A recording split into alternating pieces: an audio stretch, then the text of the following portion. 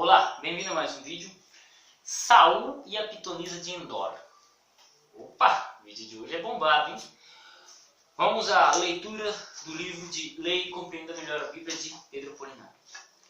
O relato de 1 Samuel 28, 7 a 25 tem levado muitos a citarem essa experiência como uma prova do estado da consciência na morte. Os versículos que narram a história do rei Saul e a pitonisa aparecem sem nenhum comentário. Essa narrativa é verdadeiramente dramática e o autor inspirado não detém a sequência da ação para uma exposição doutrinária. É necessário, portanto, conhecer todo o contexto e as circunstâncias que envolvem o incidente, bem como todas as verdades dadas em outras partes da Bíblia, para compreender se o pleno significado da história desta sessão é espírita. Antes de mais nada, devemos ter em mente que o rei Saul era um homem perdido a quem Deus rejeitara e de quem o Espírito Santo se retirara. 2 Samuel 13, verso 11 e 14, 15, verso 13, traço 35 e capítulo 16, verso 14.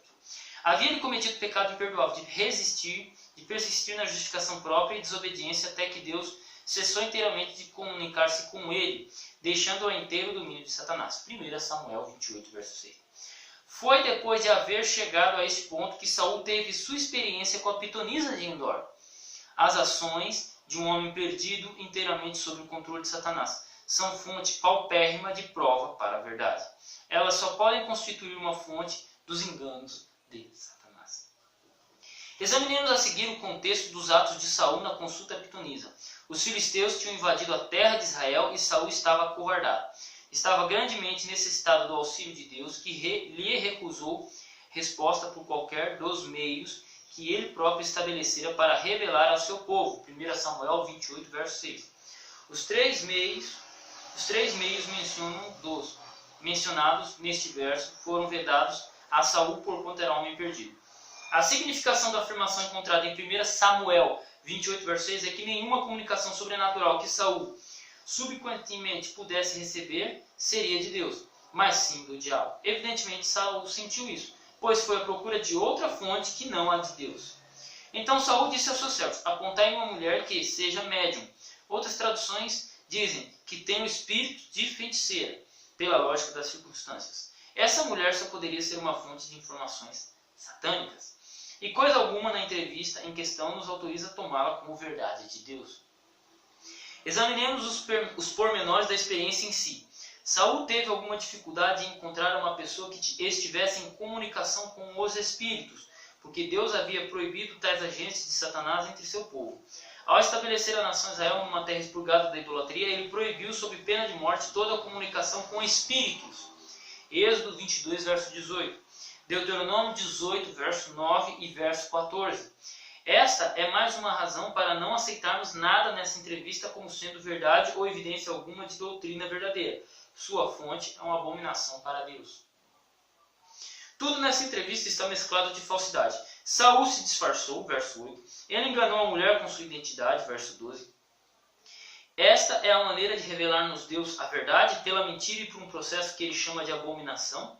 Saul pediu à mulher que fizesse subir a Samuel, pois por que não descer se Samuel estava no céu? Parece que a mulher foi a única pessoa que viu a aparição, pois Saul pediu que ela lhe descrevesse, versos 13 e verso 14. Sua descrição convenceu Saul de que o espírito era Samuel, mas isso não prova de maneira alguma que de fato fosse Samuel. Apenas prova que houve uma materialização sobrenatural de algo que se assemelhava a Samuel, uma vez que Satanás tem o poder de personalizar-se para executar seus maus propósitos. 2 Coríntios 11, 13 a 15. Nada do que essa aparição disse e fez, ou procurou parecer, prova por si mesmo ser Samuel. Tal prova haveria de ser inteiramente objetiva, isto é, fora das declarações da aparição em si mesma. O espírito que apareceu era real, pois a própria mulher estava aterrorizada, versos 12 e 13. Se tal aparição fosse um anjo, ou espírito de um santo Deus vindo do céu, teria produzido conforto e paz em vez de temor. As palavras do espírito a Saul foram impertinentes e mal-humoradas, verso 15, indignadas de um santo glorificado ou de um anjo bom. Além disso, o diálogo entre Saul e o espírito indicam claramente que ambos sabiam que Saul estava buscando uma fonte de informação não divina ou celestial. Os versos 17 e 18 estão em harmonia com o malicioso espírito de Satanás. Ele sempre atormenta aqueles aos quais engana e leva ao pecado. Nada há em toda esta conversação que lembre Samuel ou qualquer indício do Espírito de Deus, muito embora o Espírito declarasse ser Samuel. O clímax do aspecto satânico das palavras do Espírito é encontrado no verso 19. O Espírito simplesmente não poderia manter-se mascarado até o fim. Samuel, sem dúvida, se as almas mortas estão conscientes, foi imediatamente para o céu após sua morte. A Bíblia afirma que ele havia morrido e sido sepultado, verso 3. Mas o espírito de Saul, levantando-se em conta as repetidas afirmações de que ele era um homem perdido, inteiramente rejeitado por Deus, não poderia ir para o mesmo bem-aventurado lugar de habitação que o espírito de Samuel. Entretanto, esse espírito diz que Saul e seus filhos estariam com ele, onde quer que ele fosse. Saul subentendeu por essas palavras o significado de morte. Ou esse espírito não era Samuel, ou este mentiu ao dizer que Saul iria para o céu quando morresse. Ou as duas coisas são mentira. Se o espírito fosse de Samuel, de fato Samuel, não mentiria, mas o espírito mentiu em 2 pontos. Nem é verdade que o espírito de Saul tenha ido para o céu, nem seria no dia seguinte, mas vários dias mais tarde, quando Saul morreu. Saul teria se mostrado feliz se tivesse entendido pelas palavras que o espírito iria para o céu. Em vez disso, porém, sabendo-se homem perdido por comunicar-se com o espírito de Satanás. As palavras ameaçadoras do arqui-inimigo levaram-no a tentar suicídio nessa noite, versos 20 e 23, e executar esse propósito vários dias mais tarde, 1 Samuel 31, 3-6.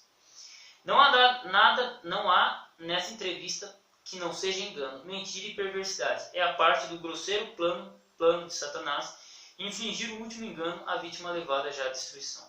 Para que cresçamos ser esse espírito alma desencarnada de Samuel, precisaríamos do testemunho mais objetivo de que a declaração da pretensa materialização e a febril imaginação do médio e de Saul. Lias, a evidência objetiva é toda para o outro lado. Antes desse evento, temos repetidas afirmações de consultas dessa natureza eram a abominação para Deus por serem comunicações com falsos deuses ou demônios. Depois do acontecimento, temos a afirmação de que por esse pecado culminante Saul perdeu a vida e a salvação. 1 Crônicas 10, verso 13 e 14.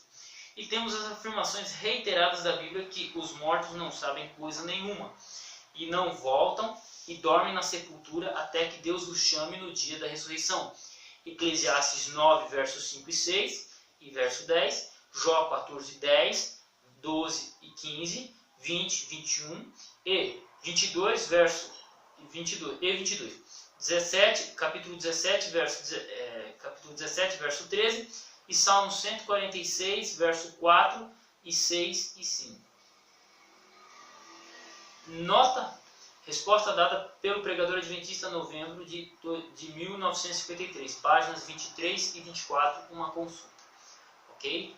Então, chegamos à conclusão de que o acontecimento ali não vinha da parte de Deus. Nada. Acho que a visão da pitonisa de Endor, não, agora já é o comentário meu, já não é do livro. Então, dentro desse estudo apresentado por Pedro Apolinário, pastor pregador adventista e tal, no seu livro Explicação de Leia e Compreenda Melhor a Bíblia, pelos comentários expostos aqui, deixam claro que aquele espírito que apareceu a pitonisa de Endor não era o espírito de Samuel. Por quê? Porque ele estava lá. Segundo, possivelmente, Saul não viu. Por isso que ele pedia a intercessão da pitonisa. Terceiro, se era tão verdadeiro, então por que ele não morreu no dia seguinte ou naquela noite? E sim dias mais tarde. Sendo que o Espírito falou que ele morreria naquele dia. Então, veja como você tem detalhes claros de que não era o Espírito de Samuel. E não era o Espírito de Samuel, e sim algum anjo disfarçado, algum anjo maligno disfarçado sobre o assunto. Tá? Agradeço a você que acompanhou essa leitura. O livro vai estar na descrição na descrição para baixar. Quem quiser isso aqui, a leitura disso aqui. Até o próximo vídeo. Fique com Deus. Quem tiver interesse tem a livraria Gimel. No link da livraria Gimel também. Quem quiser também entrar em contato com algum curso de teologia, alguma coisa, só falar comigo. Até o próximo vídeo. Fiquem com Deus.